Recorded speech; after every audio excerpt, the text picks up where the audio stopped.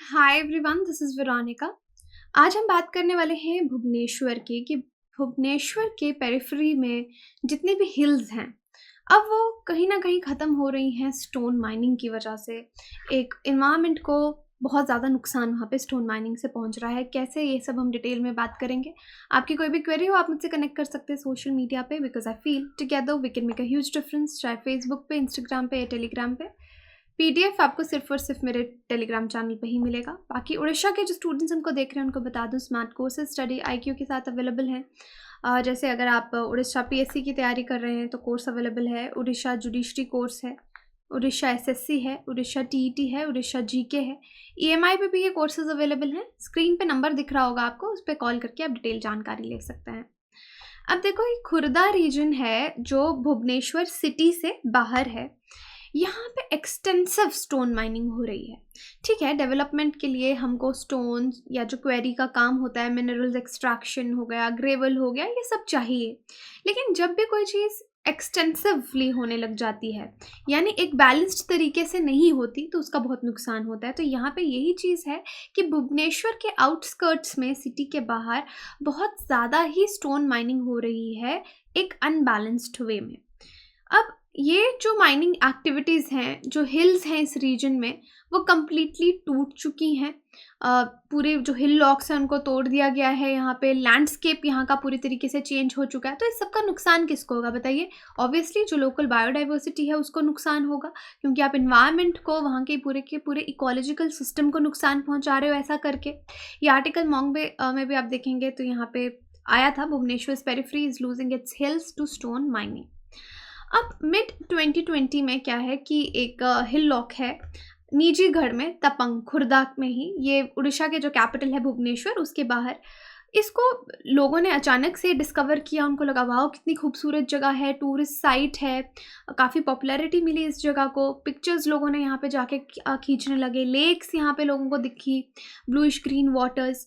लेकिन यहाँ पे जाके बाद में पता चलता है कि यहाँ पे ये सिर्फ यही एक ऐसी जगह नहीं थी, ऐसी खूबसूरत जगह आगे पीछे और भी बहुत थी जो कि अब बर्बाद हो चुकी हैं, कम्प्लीटली डिस्ट्रॉय हो चुकी हैं। और ये जो ब्लूइश ग्रीन वाटर्स हैं, ये किस वजह से? बहुत ज़्यादा खुदाई करने की वजह से डीप वाटर लेक्स वहाँ पे निकल आई हैं। जितनी खुदाई करना परमिशंस के बाहर है, वहाँ पे इतना ज़्यादा माइनिंग करने के रीज़न की वजह से ये ब्लूइश ग्रीन वाटर्स अब आपको वहाँ पे दिख रहे हैं। गूगल अर्थ से भी इमेजेस देखी गई, 2006 के इमेजेस को कंपेयर किया गया रीसेंट इमेजेस के साथ। तो वहाँ पे दिखा कि पहले कितना ज़्यादा ग्रीन कवर था, जो कि ग्रीन कवर अब नहीं है। एंड पहले यहाँ पे काफ़ी ग्रीन कवर था और कोई भी वाटर नहीं था। अब वाटर कहाँ से आया, मैंने आपको बताया, क्योंकि इतना ज़्यादा माइनिंग किया है, जितना परमिसिबल लिमिट्स हैं उससे भी ज़्यादा माइनिंग कर लिया है कि डीप वाटर लेक्स आपकी निकल के सामने आई हैं। तो जो स्लोली स्टोन क्वारिंग वहाँ पे हो रही है, supply of stones construction activities के लिए चल रहा है, तो वहाँ पे इसका पूरा जो इकोसिस्टम है डिग्रेड हो चुका है, राइट। तो इसलिए ये सब चीज़ें दिख रही है। ये देखिए 2006 में हाथिया मुंडिया, और ये हाथिया मुंडिया 2021 में। तो यहाँ पे देखिए कितना आपको ग्रीन कवर यहाँ पे दिखेगा, कोई पानी वानी नहीं है, पूरी ग्रीनरी आगे पीछे दिखेगी। लेकिन 2006 से अभी तक इस तरीके से माइनिंग यहाँ पे हुई है। अब ये वाला एरिया देख लीजिए, यहाँ पे ये पूरा माइनिंग की वजह से ग्रीन कवर यहाँ का हट चुका है और आपको वाटर के ट्रेसेस भी यहाँ पे नज़र आएंगे। तो देखिए कितना नुकसान एक्सटेंसिवली भुवनेश्वर के आउटस्कर्ट्स में स्टोन माइनिंग हुई है। अब पूरे लास्ट डिकेड से देखें तो आपकी ग्रीनरी वहाँ पे चेंज हो गई है, आपका लोकल लैंडस्केप टोटल तरीके से चेंज हो चुका है। जो लोग हैं रहने वाले निजीगढ़ तपंग के, जो ऑलमोस्ट 25 किलोमीटर के एरिया में भुवनेश्वर के बाहर रहते हैं, उन्होंने बोला कि हमने लोकल प्रोटेस्ट किए, काफ़ी प्रोटेस्ट किया कि ये चीज़ ना हो, लिटिगेशन एक्शन बाय गवर्नमेंट, लेकिन माइनिंग एक्टिविटीज़ तो भी चलती रही मेजर हिल लॉक्स में, वो रुकी नहीं। लेकिन लोकल्स का मानना है जिस रीजन में उन्होंने प्रोटेस्ट किए और वहाँ पे फाइनली गवर्नमेंट ने थोड़ा एक्शन लिया, वहाँ पे स्टॉप हो गई। लेकिन जो बाकी के रीजन्स हैं खुर्दा के, जहाँ पे लोग प्रोटेस्ट नहीं कर रहे थे, उन्होंने वहाँ पे शुरू कर दी। यानी एक जगह पे स्टॉप हुई तो ठीक है, यहाँ पे स्टॉप करके दूसरी जगह शुरू कर दी। लेकिन इन्वायरमेंट, इकोसिस्टम तो आपस में इंटरलिंक्ड है ना, नुकसान तो पूरा ही होगा। अब बाकियों का यहाँ पे जो लोग क्लेम करते हैं वो कहते हैं कि कुछ लोग लोकल कम्युनिटी के यहाँ पे प्रोटेस्ट किए, लेकिन कुछ लोग चुप भी रहे कि नेचुरल रिसोर्सेज को लोग लूट रहे हैं तो लूटने दो। अब यहाँ पे जो स्टोन माइनिंग है उसको उसके रिलेटेड जो रूल्स बने हैं, जो नॉर्म्स हैं, तो उनको बिल्कुल ही इग्नोर किया जाता है और अब उसका इम्पैक्ट जो है वो देखने को मिल रहा है। अब प्रेजेंट क्या सिनेरियो हो गया वहाँ पे स्टोन माइनिंग की वजह से, एटलीस्ट तपंग में major excavations past few years में यहाँ पे रुक चुकी हैं। इंडस्ट्रीज जो इन पर डिपेंड करती थी वो अब यहाँ पे कुछ ना कुछ और ऐड किए जा रही हैं। लोकल कम्युनिटी अगर देखें यहाँ पे तो भी कुछ ना कुछ काम चलता जा रहा है। स्टोन क्रशिंग यूनिट्स हैं वो बिना किसी परमिशन के यहाँ पे चल रही हैं। Units operating without any green belt boundaries and other restrictions are constantly releasing dust into the air. तो इनफैक्ट अभी भी प्रेजेंट सिनेरियो में भी यहाँ पे स्टोन क्रशिंग और इस तरह के सिस्टम्स चल रहे हैं। नॉर्म्स कोई भी फॉलो नहीं कर रहा और उस वजह से बहुत ज़्यादा डस्ट जो है वो इन्वायरमेंट में जा रही है।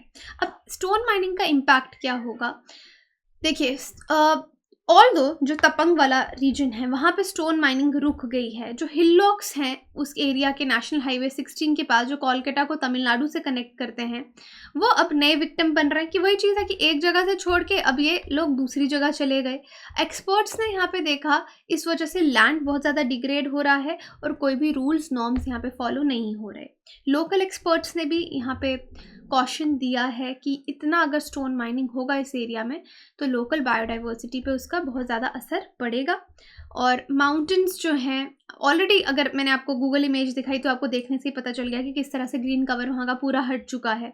नेचुरल लैंडस्केप आपका चेंज हो रहा है, लोकल एरियाज चेंज हो रहे हैं, ग्रीन कवर ख़त्म हो रहा है और माउंटेन्स एक तरफ से पूरी तरीके से ख़त्म हो रही हैं। डैमेज जो सिल्टेशन का यहाँ पे होगा वो नियर बाय जो वेजिटेशन है, सॉइल की फर्टिलिटी वहाँ पे भी देखने को मिलेगा, फार्मिंग को इफेक्ट होगा और जो वाटर है, वाटर बॉडीज आगे पीछे होंगी वो भी कंटामिनेट होंगी।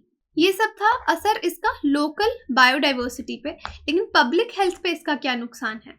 अब जो खुर्दा डिस्ट्रिक्ट का सर्वे रिपोर्ट है वो ये बताता है कि इसका टोटल मिनरल रिजर्व जो रोड का है, मेटल, बिल्डिंग स्टोन या ब्लैक स्टोन, वाइट स्टोन का, वो कितना है 79.5 मिलियन क्यूबिक मीटर्स। और यहाँ पे ये भी क्लेम किया जाता है कि बहुत ज़्यादा केसेस ट्यूबरक्लोसिस के देखने को मिलते हैं डिस्ट्रिक्ट में हर साल। 2015 से 16 के बीच में, 15 से 16 के बीच में टोटल केसेस ट्यूबरक्लोसिस के थे 1025, जो कि इंक्रीज हुए हैं 2019-21 में 1000 से ये 1701 केसेस ट्यूबरक्लोसिस के हो चुके हैं। अब जो ये केसेस हैं ट्यूबरक्लोसिस के डायरेक्टली रिलेटेड नहीं हैं इस प्रोसेस से, बट जो लोग माइनिंग में काम कर रहे हैं रिलेटेड टू जो उनका एक्सपोजर हो रहा है, ठीक है, जैसे though the cases of tuberculosis are not directly related to the exposure of mining, public health experts claim that poor immunity.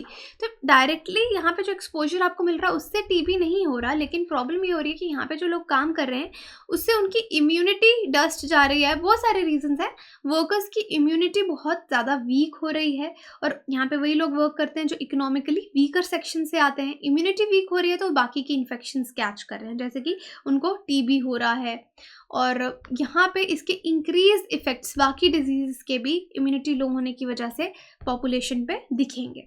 अब जो डिग्रेडेशन है इन हिलॉक्स की और माउंटेन्स की स्टोन माइनिंग की वजह से यहाँ का पानी की जो क्वालिटी है वो भी डिप्लीट हो रही है और नेचुरल ड्रेनेज सिस्टम्स के साथ भी यहाँ ये इंटरफेयर कर रहे हैं कि जो भी गंदगी है वो नेचुरल आपके वाटर सिस्टम में जाएगी, वो कंटामिनेट होगा। स्टोन माइनिंग अगर आप देखेंगे कौन गवर्न करता है, mines and minerals development and regulation MMDR act के अंदर, और जो पावर है इसको मैनेज करने की कि माइनिंग साइट्स को कैसे मैनेज करना है वो स्टेट गवर्नमेंट देखती है। वो सारे पावर्स आपके स्टेट गवर्नमेंट के पास आते हैं। लेकिन फिर भी आप देखिए भुवनेश्वर में आउटस्कर्ट्स पे कितना ज़्यादा, ऑल्दो तपंग वाले एरिया में स्टॉप किया है लेकिन बाकी एरिया में फिर से शुरू हो गया है। अब वहाँ पे शायद इतना पॉपुलेशन नहीं है कि प्रोटेस्ट हो और फिर से हाईलाइट किया जाए, इसलिए लोकल एक्सपर्ट्स यहाँ पे बार बार वार्न कर रहे हैं कि इससे लोकल बायोडाइवर्सिटी को फ़र्क पड़ेगा, वेजिटेशन को फ़र्क पड़ेगा, वाटर रिसोर्सेज को फ़र्क पड़ेगा और पब्लिक हेल्थ। ऑलरेडी टीबी का एग्जांपल आप यहाँ पे देख सकते हैं, इम्यूनिटी लो होने की वजह से लोगों को क्या नुकसान हुआ है। बाकी ग्रीन कवर का तो आप देख ही चुके हैं कि water bodies, deep water lakes आप ज़्यादा खुदाई करके वहाँ से निकाल रहे हैं परमिसिबल लिमिट से ज़्यादा। तो ये सब कॉन्सिक्वेंसेस तो अभी ही देखने को मिल रहे हैं। अब आपके लिए क्वेश्चन है, under which schedule of the constitution of India can the transfer of tribal land to private parties for mining be declared null and void? Third schedule, 12th, 9th, 5th। तो आप कमेंट सेक्शन में बता सकते हैं। बाकी Telegram पे participate कीजिए पोल में, वहाँ पे सही आंसर आपको मालूम चलेगा। आप EMI पे हमारे कोर्सेज़ अवेलेबल हैं। आप हमारी साइट विज़िट कर सकते हैं, एप्लीकेशन डाउनलोड कर सकते हैं कोर्सेज़ की जानकारी के लिए। स्क्रीन पे जो नंबर्स है उस पे कॉल करके डिटेल में कोई भी कोर्स के बारे में जानकारी लेंगे तो आपको जानकारी दी जाएगी। Thank you so much.